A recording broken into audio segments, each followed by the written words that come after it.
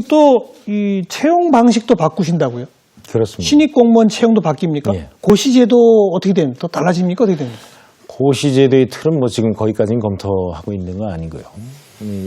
예를 들면 이렇게 표현드릴 수 있겠습니다. 공무원 하나를 채용하는 것은 30억짜리의 투자 가치가 있느냐를 봐야 됩니다. 30억? 예. 한 명을 뽑으면 그 공무원한테 30억이 들어갑니다. 일생에 거쳐서. 거쳐서. 예.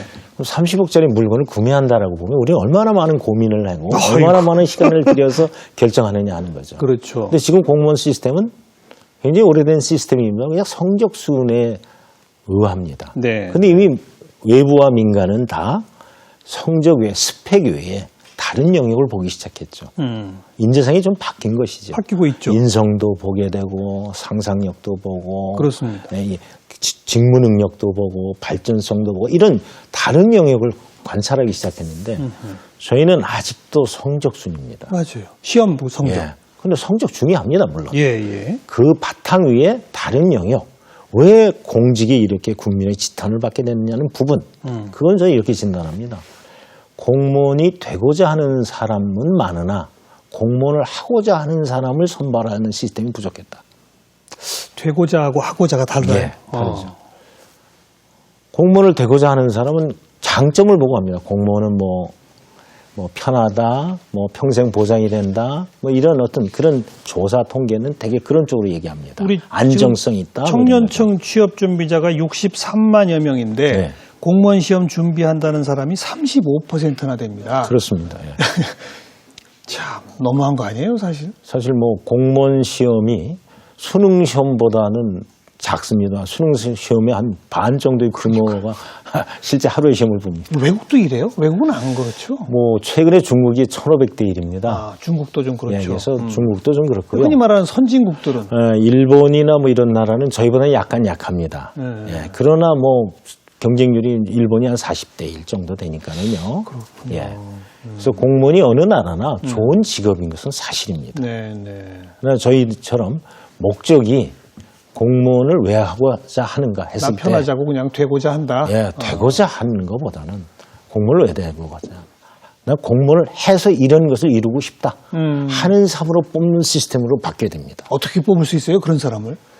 지금부터 이제 연구를 하기 시작했습니다. 그래서 시스템을 바꾸려고 합니다. 그래서 면접도 강화하고요.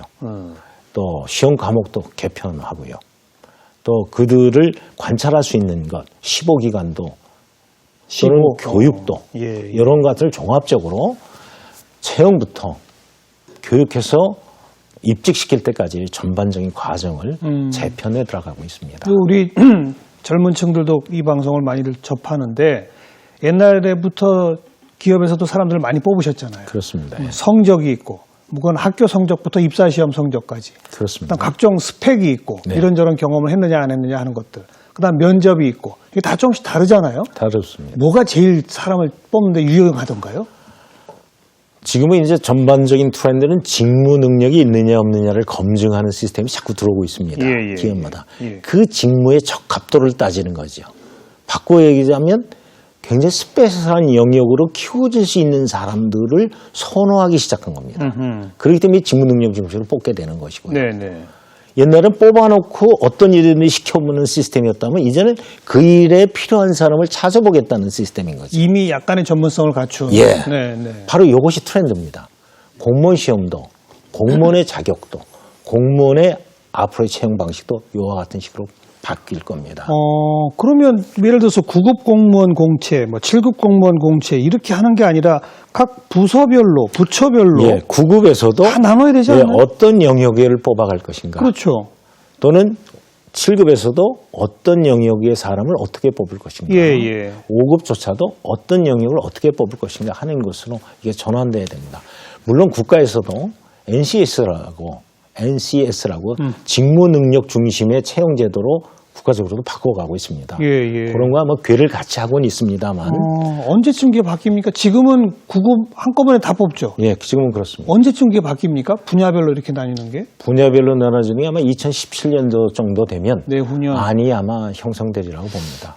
근데 이제 인사나 채용, 교육은 이게 하루아침에 이게 어떤 결과가 반드시 나타나지를 못합니다. 또 저희의 어떤 프로세스 상에 시간이 소요되기 때문에 제가 뭐 아까도 얘기했지만 우물에서 숭늉 찾으면 안 되는 거 맞습니다. 제가 마음이 급해서 제가 하여튼 뭐 그거 때문에 제가 갖고 있는 역량의 반은 펀더멘탈을 개선하는 데 사용합니다. 채용의 혁신과 교육의 정상화라고 저는 얘기를 합니다만 그렇죠. 이것은 시간이 오래 걸리는 일들입니다. 그러나 이것은 기본을 바로잡아야 되는 일입니다. 그래서 이 부분에 이제 주력을 하고 있고요. 나머지 반은 인사의 전문화, 인사의 성과와 이쪽에 이제 제가 힘을 기울이고 있습니다. 그리고 Y자형 인사관리 제도라는 걸 제안하셨던데 여기서 말하는 Y자는 어떤 걸 말하는 겁니까? 뭐 쉽게 말씀드리면 하나는 이제 전문가형으로 잘하는 거고요. 전문가형. 하나는 그냥 리더형으로 잘하는 겁니다. 지도자형. 그래서 전문가형은 어떤 특정한 영역을 상당한 수준의 전문성을 보유한 사람으로 성장시키고 키워나가겠다는 거죠. 그렇게 하기 위해서는 그 직무에 대한 정통성을 높여나가기 위해서 만들어내야 되고요. 또 하나는 지도자는 경험과 양성을 통해서 리더를 만들어 나가는 과정. 이렇게 두 가지를 갑니다. 물론 이제 어느 정도의 포지션에 올라가면 그 두 가지를 다 할 수 있습니다. 그건 이제 일정 수준 이상이 되었을 때에 다 리더로 사용할 수 있는 것이고요. 그 전까지는 전문성을 공직사에 좀 더 강화시키고자 하는 방안의 바로 그 대목인데 지금까지 민간에서는 그래도 전문가들이 계속 대접받는 문화가 있지 않습니까? 그렇습니다. 공무원 사회는 그게 없잖아요. 계속 순환보직으로 1년 가면 돌아가고 1년 하면 또 딴 데 가고 그게 문제 아니겠습니까? 이 문제는 이제 여러 번 이제 지난번부터 여러 대통령께서도 지적해 오신 문제들입니다. 그래서 이 순환보직의 문제가 워낙 덩치가 커서 손을 못 대던 부분이 사실 있습니다. 그러나 순환보직은 이제는 끊어내야 되는 그런 병폐로 돼 있습니다. 그래서 순환보직의 1년마다 평균 1년간의 이 보직 관행을 2년, 3년 이렇게 늘려서 최소한 3년을 할 수 있는 시스템으로 전환시키려고 합니다. 한 보직에서? 한 보직에서 3년은 해야 계획을 세우고 실행을 하고 결과를 볼 수 있는 것이죠. 계획 세우는 사람이 따르고 실행하는 사람이 따르고 결과가 따르다면 책임과 성과를 갖다가 정책의 일관성도 없어지고 업무 생산성도 어떤 조사에 의하면 거의 생산성이 반이하로 떨어진다고 얘기를 합니다. 당연하죠. 그래서 업무 좀 익힐만 하면 나가는 거 아닙니까? 책을 익혀서 설명하다 보면 또 바뀌는 거예요. 그러니까요. 그래서 이 부분만은 꼭 없애야 되는 그런 병폐입니다. 단지 이제 순환 근무라는 게 있습니다. 동일 직무를 갖고 다른 영역에서 근무하는 거. 이거는 괜찮습니다. 순환 근무는. 예를 들어 뭐 세무서다 이런 거는 그 말이 맞습니다. 그것도 뭐 한 2년 터문 정도는 돼야 업무에 대한 기여도가 존재하는 것이죠. 그래서 지금까지 시스템은 그 일을 오래 맡음으로써 나타나는 문제점에 포커스를 맡은 정책이었었다면 지금은 빛과 그림자가 늘 있기 때문에 이제는 알겠습니다. 빛을 보는 정책이 필요한 때입니다. 이거 오늘 짧은 시간 말씀 나눴는데 과제가 너무 많습니다. 채용 시스템 바꿔야죠. 교육 시스템 바꿔야죠. 그 안에서 순환보직 적도 승진하는 체계 바꿔야죠. 그거 다 해내실 수 있겠습니까? 중요한 건 모든 이 시스템들은 단기간에 성과가 나오는 것들이 아닙니다. 그렇죠. 그러나 이제 제도와 시스템이라는 것은 시작을 하면 그것이 계속해서 성장하고 열매를 맺습니다. 저는 씨앗을 뿌린다는 생각을 갖습니다. 씨앗. 씨앗을 뿌리면 이것은 환경만 좋아지면 얼마든지 싹을 피고 나무가 되고 열매를 맺을 수 있습니다. 제가 어떻게 결과까지 보겠습니까?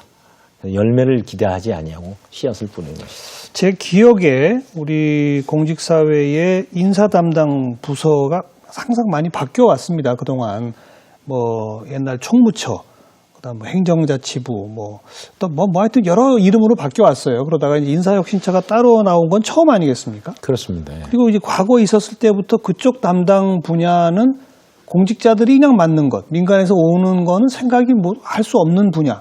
대체로 또 그래 왔었지 않습니까? 옛날에 정부에서 인사위원회라는 것이 있었습니다. 중앙인사위원회 있었죠.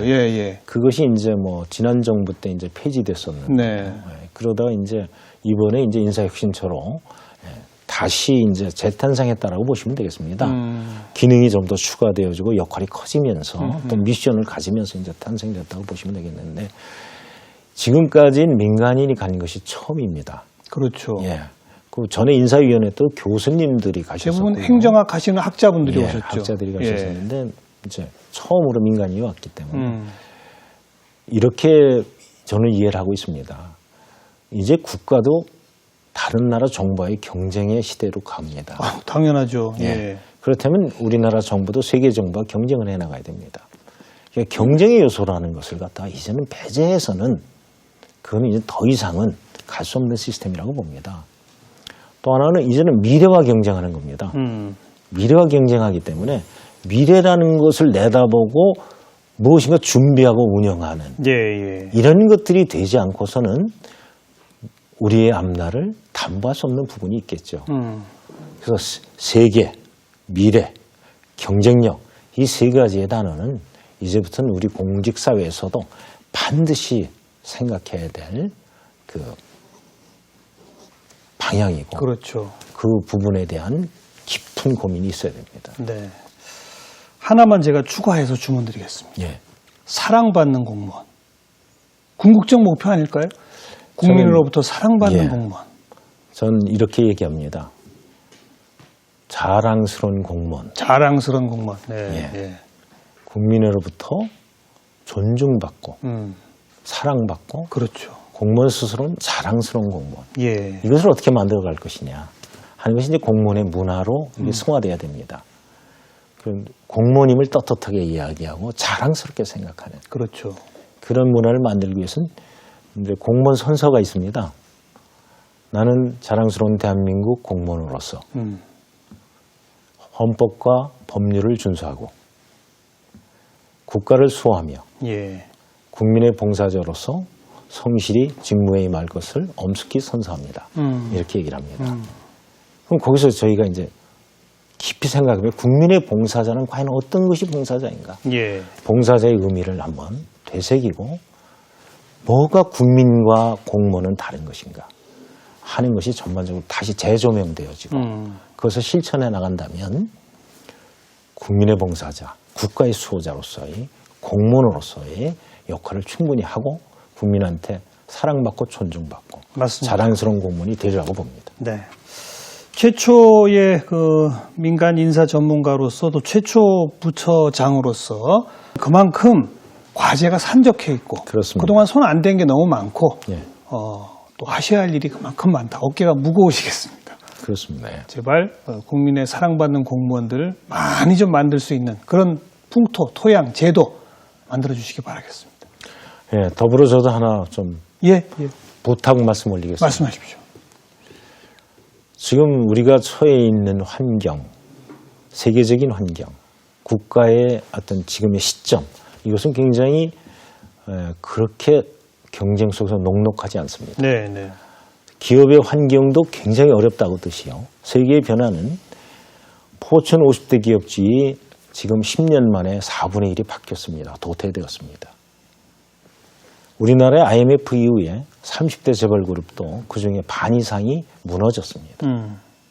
굉장히 우리의 미래는 환경 변화가 급격히 일어나고 있습니다. 맞아요. 위기도 예. 예. 이런 환경 변화 속에서 무엇인가 국가가 전체적인 변화, 공무원의 어떤 역할의 전체적인 변화가 없이는 우리의 미래도 쉽지 않습니다. 그래서 한강의 기적을 넘어서 태평양의 기적을 만들어야 됩니다.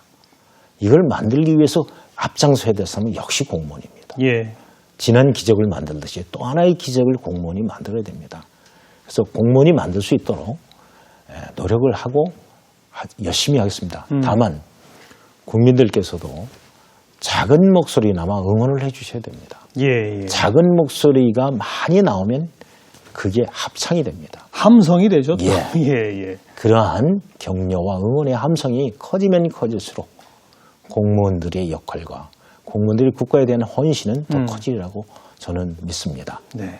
그래서 공무원이 자랑스러워진다면 우리는 위대한 대한민국도 만들 수 있다. 그 준비와 그 응원은 국민께서도 같이 도와달라. 이렇게 말씀드리고 싶습니다. 알겠습니다. 잘하시면 많이 사랑해 드릴게요. 더 열심히 하겠습니다. 예, 귀한 시간 내주셔서 감사드립니다. 고맙습니다. 예, 감사합니다. 네. 네. 공무원이 되고자 하는 사람과 공무원을 하고자 하는 사람, 이 구분법, 여러분도 한번 생각해 보시죠. 다음 주에 뵙겠습니다. 안녕히 계세요.